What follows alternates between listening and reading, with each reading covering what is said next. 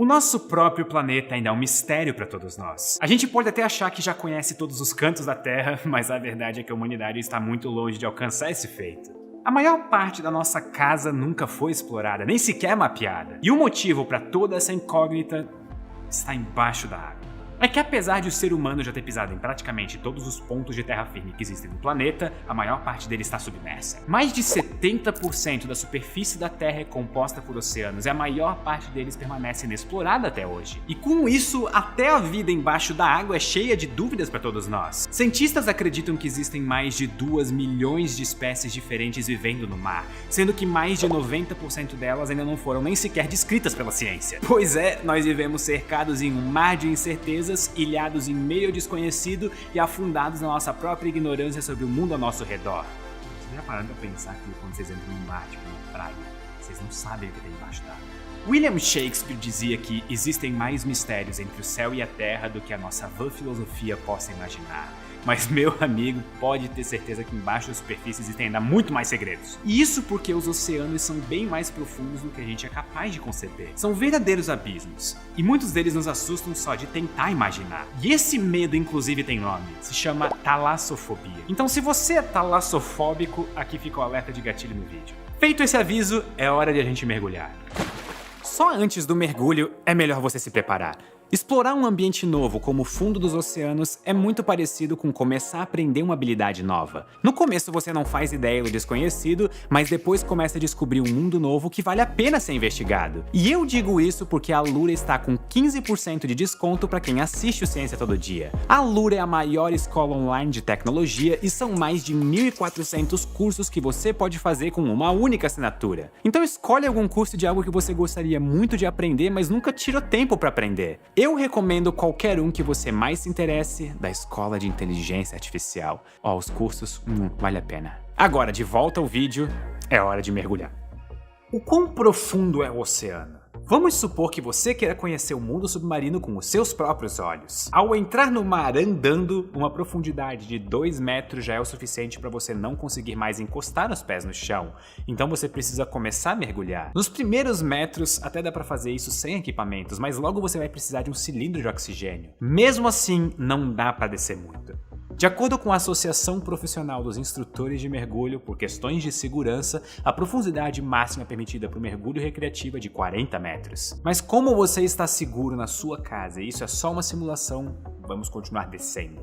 Nessa profundidade, a estátua do Cristo Redentor já estaria totalmente submersa. Nos 90 metros, é a Estátua da Liberdade que está completamente debaixo da água. Até os 100 metros, a luz do sol costuma chegar sem tanta dificuldade, mas daí em diante você aos poucos começa a ser envolto pela escuridão. Mesmo assim, já houve quem nadasse abaixo disso.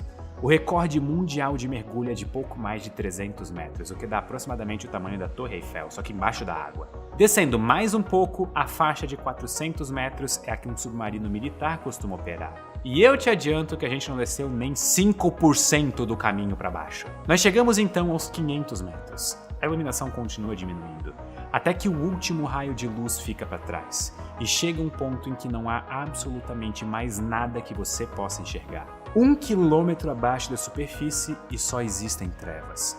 Mesmo de olhos bem abertos, tudo está preto ao seu redor. A profundidade nesse ponto já é maior do que o prédio mais alto construído pelo ser humano. E mesmo assim, nós não chegamos nem a 10% da profundidade que nos espera. Daqui para baixo, adentramos o chamado Oceano Profundo. Por isso, essa região, a partir de 1000 metros, é conhecida como Zona Batipelágica, que vem da palavra batis, que significa profundo em grego. Nessa zona, ainda bem que você não está enxergando nada, porque é justamente aqui que começam a aparecer alguns animais bem horríveis. Inclusive o peixe-bolha, que é considerado o animal mais feio do mundo. E tem também bichos gigantes, tipo a lula colossal, que pode ultrapassar até os 15 metros de comprimento. Mas além de estar no escuro, você está morrendo de frio. A temperatura nessa zona é de cerca de 4 graus, se bem que esse é o menor dos problemas, porque você na verdade já estaria morto com a pressão de mais de 5.000 PSI, que é o equivalente ao peso de uma caminhonete em cada polegada do seu corpo. Aliás, a pressão é o maior obstáculo para a exploração submarina. E nessa região, especificamente, ela é um problema tão grande que foi por aqui que aconteceu a tragédia do submersível Titã, que é aquele do pessoal que queria ver os destroços do Titanic. Inclusive, os restos do navio mais famoso do mundo estão na casa dos 3.000 metros de profundidade. Já aos 4.000 metros, a gente chega na zona abissal. É a região dos animais bizarros, tipo o famoso Melanocetus johnsoni. Você pode não estar ligando o nome ao peixe, mas ele já fez até participação no cinema. É aquele peixe-lâmpada que aparece no Procurando Nemo. Essa espécie desenvolveu a bioluminescência para atrair suas presas em meio à escuridão. E por fim, nós chegamos na zona adopelágica. O nome vem de Hades, que é o deus grego do mundo inferior e dos mortos. É um nome nada convidativo, já dá uma boa pista de como que é a vibe aqui embaixo. E essa parte representa toda a metade de baixo do oceano, que vai dos 6.000 metros até o ponto mais profundo da Terra, a Fossa das Marianas, que fica no Oceano Pacífico a cerca de 11.000 metros da superfície. E isso é mais do que a altitude do Monte Everest, com seus quase 9.000 metros. Ou seja, a Terra é mais profunda do que ela é alta. Obviamente, a Fossa das Marianas é extremamente difícil de se alcançar, mas seres humanos já conseguiram chegar lá algumas vezes. A história dessa conquista começa alguns milhares de anos atrás, com os estudos de Arquimedes sobre o empuxo, que é aquela força que puxa para cima os corpos que estão imersos em um líquido. Pesquisadores que sempre tiveram o sonho de explorar o mundo embaixo da água se basearam nesses estudos para desenvolver alguma forma de criar uma máquina capaz de nos levar para o mundo subaquático e nos trazer de volta à superfície em segurança. Isso é muito importante. Até o Leonardo da Vinci chegou a propor um protótipo dos primeiros submarinos, mas eles só começaram a sair do papel um século depois. Nos anos 1600, o inventor Cornelius Drebbel criou essa engenhoca aqui, um barco a remo fechado conectado à superfície por uma tubulação de ar. E esse é considerado o primeiro submarino da história. Nos séculos seguintes, versões mais modernas foram sendo desenvolvidas com motores a ar comprimido, combustão, diesel e até energia nuclear. E essas tecnologias permitiram mudanças nas estratégias militares nas guerras, com novas possibilidades de espionagem e de ataques aos inimigos. Por isso, diversas nações começaram a investir no desenvolvimento de submarinos, numa corrida que até lembra a corrida espacial durante a Guerra Fria. E assim como a Guerra Fria acabou impulsionando a exploração do espaço, essa corrida submarina intensificou a exploração dos oceanos. Cada vez mais novas invenções se tornavam capazes de alcançar pontos ainda mais profundos. Nos anos 1930, os americanos William Beebe e Otis Barton foram os primeiros a atingir os 1.000 metros de profundidade. Eles usaram uma batisfera, que é essa bola de ferro minúscula, só de olhar pra isso já me dá claustrofobia. E essa marca foi sendo ultrapassada em outros mergulhos nas décadas seguintes, quando nomes importantes para a oceanografia fizeram grandes avanços para a ciência e até para o cinema. Foi o caso do documentarista francês Jacques Cousteau, que desenvolveu nos anos 40 o Aqualung, que é um equipamento com cilindros de ar para poder filmar na água com mais facilidade. Mas foi em 23 de janeiro de 1960 que a história definitivamente foi escrita. O explorador suíço Jacques Piccard e o americano Don Walsh embarcaram no submersível Trieste. Eles desceram durante exatas 4 horas e 47 minutos em direção à Fossa das Marianas e se tornaram os primeiros seres humanos de todos os tempos a alcançar o ponto mais profundo do planeta Terra. E isso aconteceu quase uma década antes da chegada do primeiro homem à Lua. E assim como na conquista espacial, foi um feito que se repetiu poucas vezes dali em diante. Na verdade, a pessoa seguinte a descer até a Fossa das Marianas só fez isso mais de 50 anos depois, em 2012, e foi ninguém menos do que James Cameron, o diretor de Titanic, não do navio, do filme. E ele é um apaixonado pelo mundo embaixo da água. E isso significa que durante muito tempo da nossa história, mais seres humanos já tinham pisado na Lua do que chegado no fundo dos oceanos do nosso planeta. Afinal, 12 pessoas já estiveram na Lua. Foi só alguns anos atrás que o time dos exploradores aquáticos virou o jogo contra o time dos astronautas. E isso só foi possível graças à criação do Limiting Factor, que é um veículo submarino ultramoderno que já fez cerca de 20 viagens ao fundo do mar. E com isso, hoje em dia, 27 pessoas já chegaram aos quase 11.000 metros de profundidade da Terra.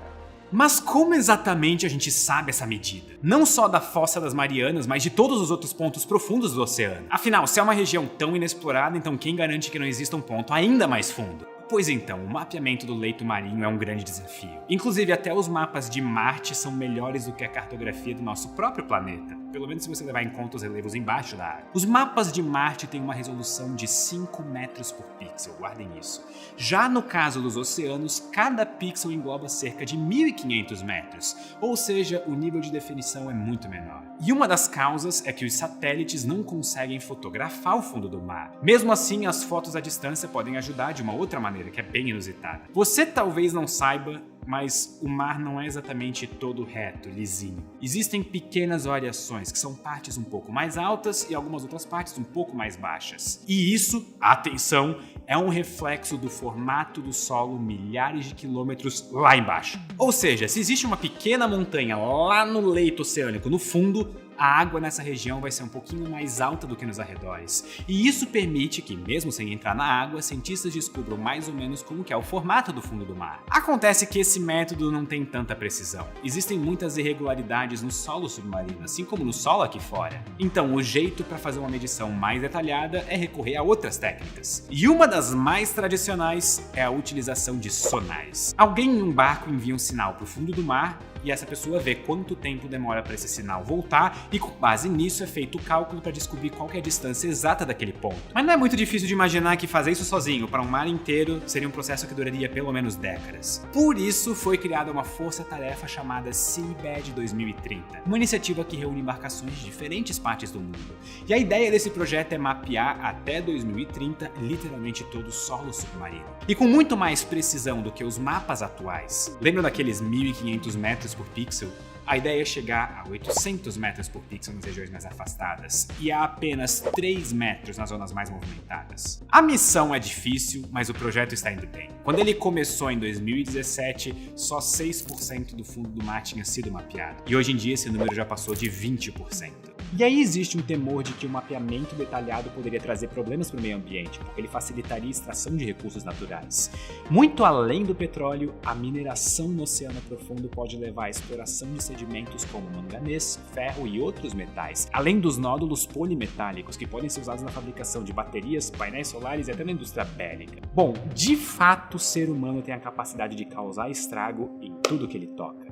Não à toa já foram encontrados até sacolas plásticas nas fossas marianas. Mesmo assim, a gente não pode temer a informação.